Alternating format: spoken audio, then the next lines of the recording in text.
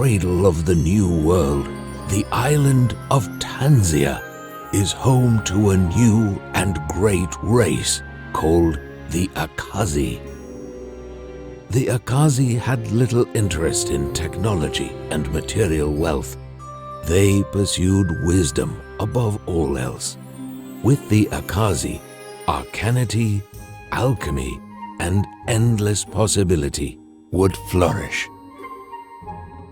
Because of their unique values, other races often regarded them as primitive and mistook them for weak. A critical mistake. Life was good on Tanzia, until one day, a terrible evil known as the Skeleton King came to claim the island. The greatest Akazi warriors confronted the Skeleton King and his undead armies, and one by one, the Akazi fell. This terrible evil fought with an advantage, a unique knowledge of something born of this new world. This enemy fought with arcanity. The new world was young, and few understood the mysteries of arcanity. But one Akazi had already attained a mastery greater than any other, and the Skeleton King soon met his match. The Skeleton King was furious. This small, frail creature had undone decades of preparation with a single blow. The Skeleton King retreated, and the Akazi did not pursue. Tanzia was safe once again. The Akazi continued to flourish, and the Great One continued to pioneer alchemy and arcanity. Creatures of all races came from all over the world seeking his mentorship, and he taught any who would learn from him. Until one day, something more pressing demanded his attention.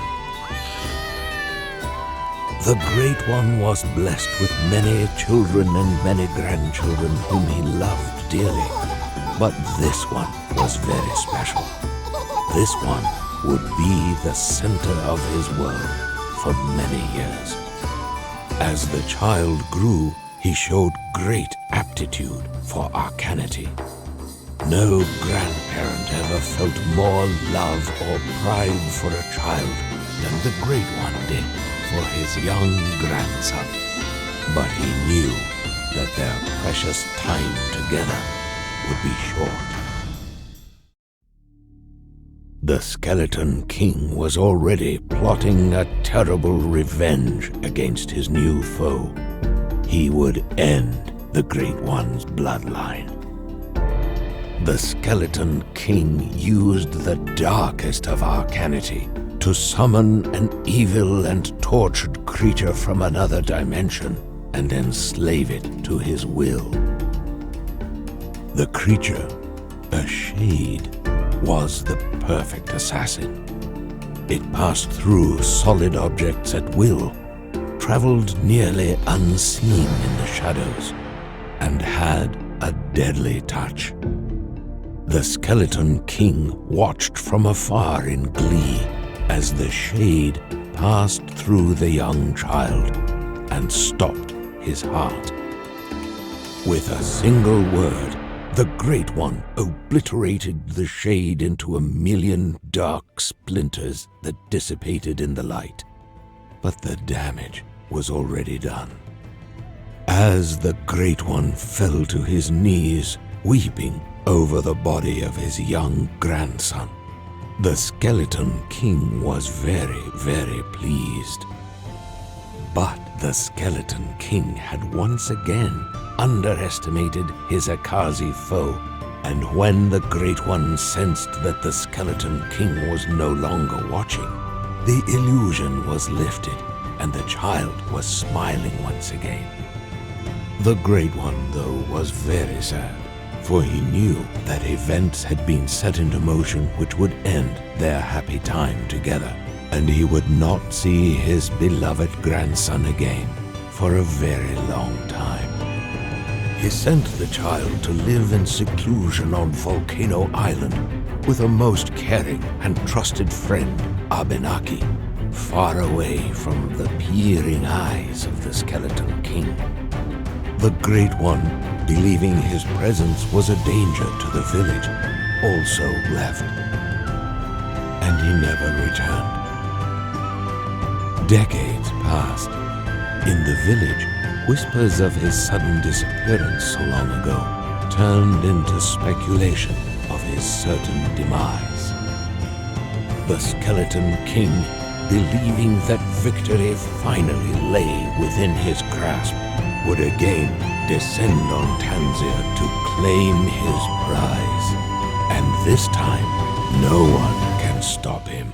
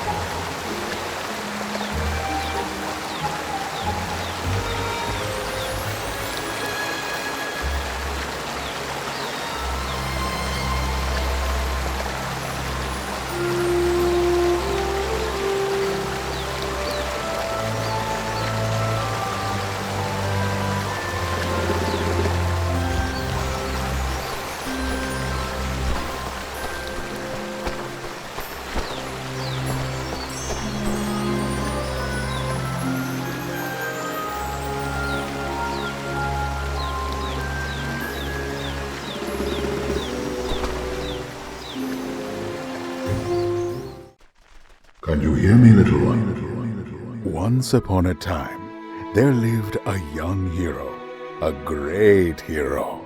Arcanity came to him as easily as the wind, like you, little one. Remember.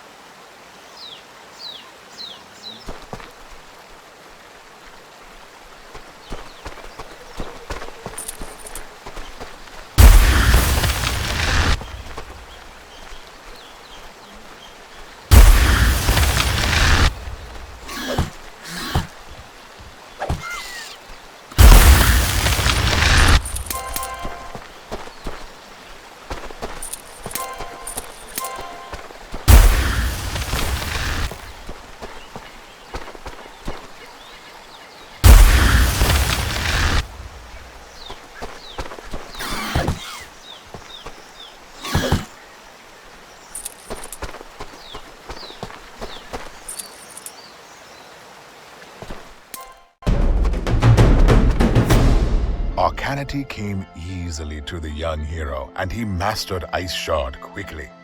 To overcome the challenges ahead, though, he needed more firepower.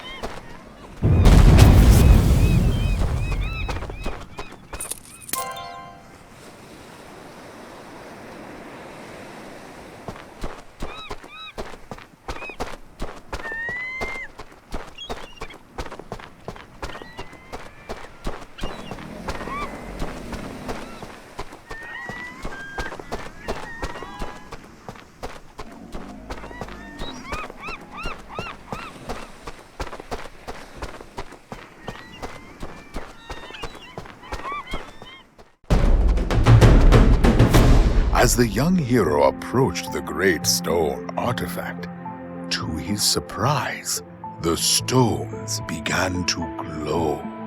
The portal was coming to life.